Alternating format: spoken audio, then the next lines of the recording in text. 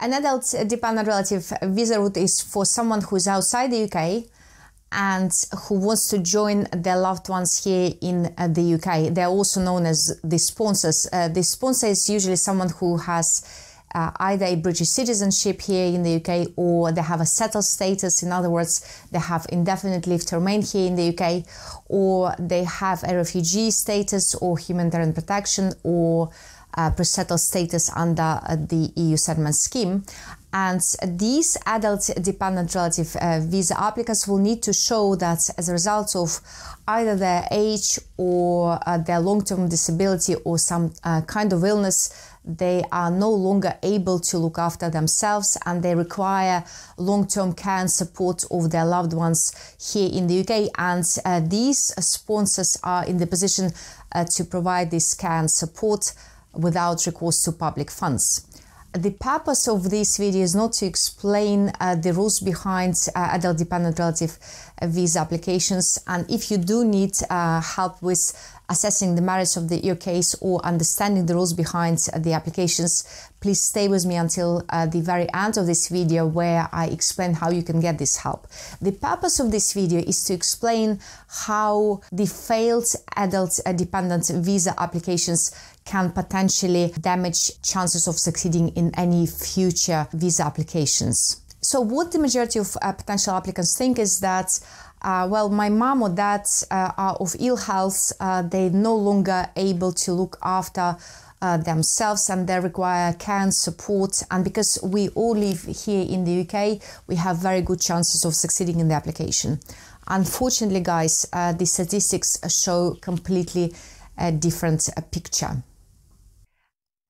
According to the Home Office review of the adult dependent relative routes, an average of 162 applications have been granted each year since 2012. However, according to Hansard, this is the traditional name of the transcripts of parliamentary debates, just only 70 adult dependent relative visas were issued in 2020. Guys, the numbers are jaw-dropping, especially if we compare them with the numbers of visas granted between 2010 and 2011. So as you can see from this table over here, 2,325 visas were granted during this period of time. So in other words, the current success rate of adult dependent visas is approximately 5%.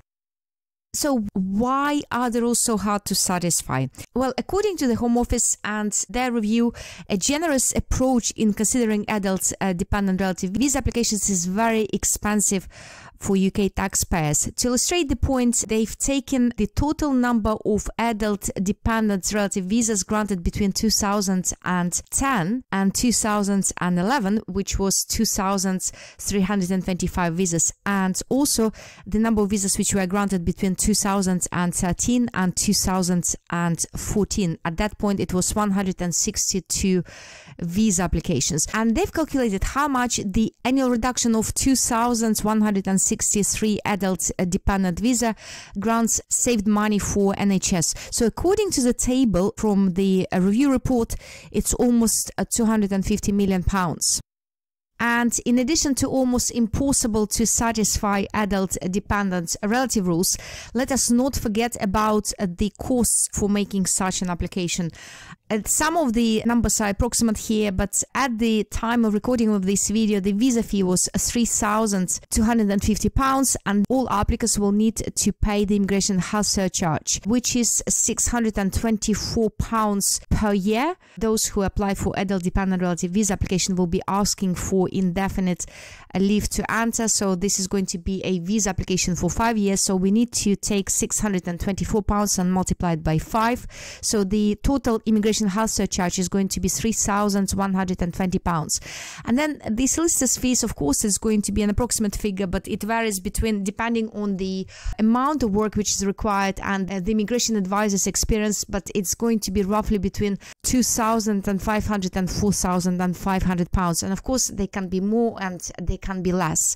And there will be also other expenses associated with this particular type of application. So for those who need to make a tuberculosis tuberculosis test. So if your country is on Appendix T list, this means that you'll also need to take tuberculosis tests, and also there may be some fees associated with submitting biometrics, so roughly £100. And you can double, if not triple, these costs if the application is refused and if you choose to appeal against the Home Office's decision. Okay, suppose money is not an issue for you, or you're so desperate for your adult dependent relative to join you here in the UK, you still decide to take a risk and make such an application. If you do, you have to be fully aware of the consequences your adult dependent relative may potentially face if the decision maker refuses the application. The refusal of the adult dependent relative visa application may potentially trigger the refusal of all future visa applications. In most common case scenarios, an adult dependent relative, after the refusal of their visa, may still want to continue traveling to the UK as a family visitor.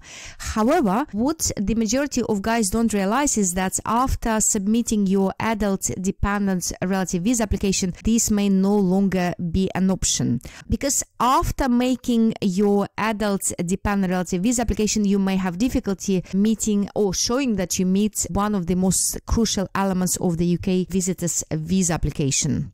This is called the genuine visitor requirement. It consists of 5 elements, and here they are. So element number 1, they will need to prove that they will leave the UK at the end of their visit. This is also known as the intention to return. And also all family visit applicants will need to prove that they will not live in the UK for extended periods through frequent or successive visits or make the UK their main home.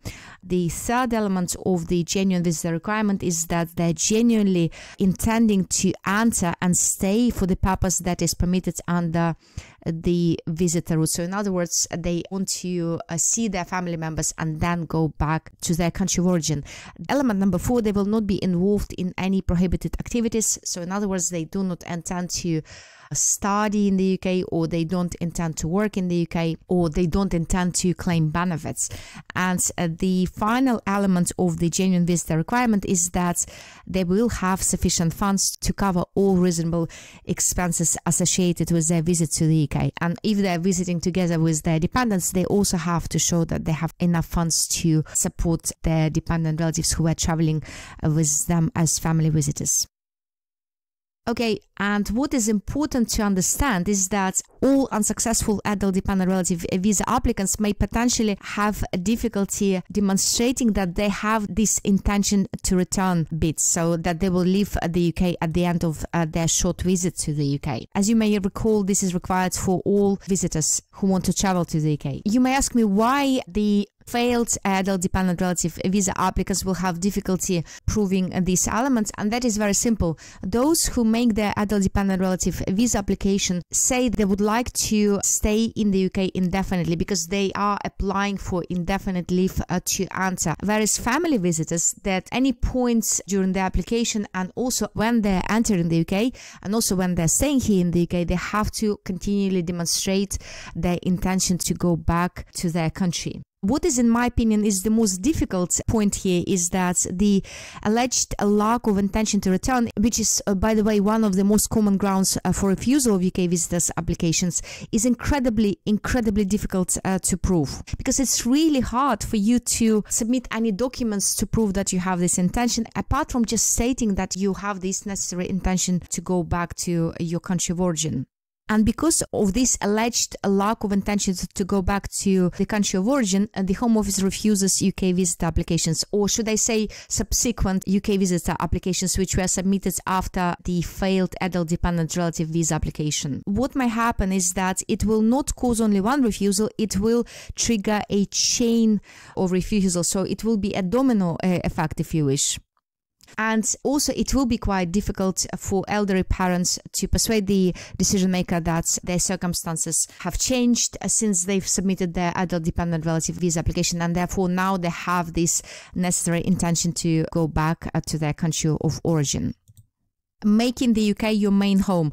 There is also a danger that the refusal of adult dependent relative visa application may motivate the immigration officer to check that you meet the second important element of the genuine visitor requirement, which is the applicants will not live in the UK for extended periods through frequent or successive visits or make the UK their main home.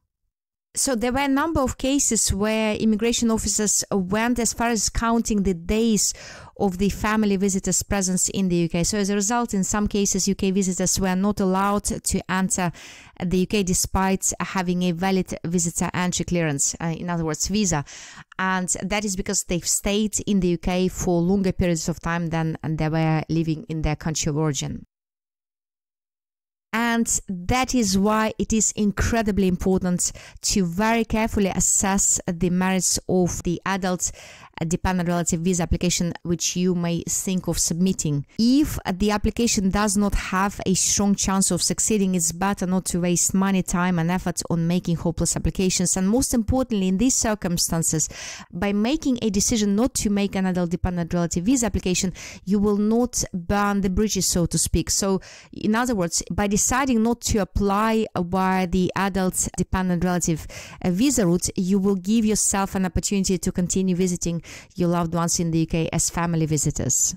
Guys, after analyzing so many refusals of adult dependent relative visa applications, whether they were made independently or with the help of immigration advisors, it became immediately clear to me that unfortunately the majority of these applicants didn't qualify, so they shouldn't have submitted the applications in the first place.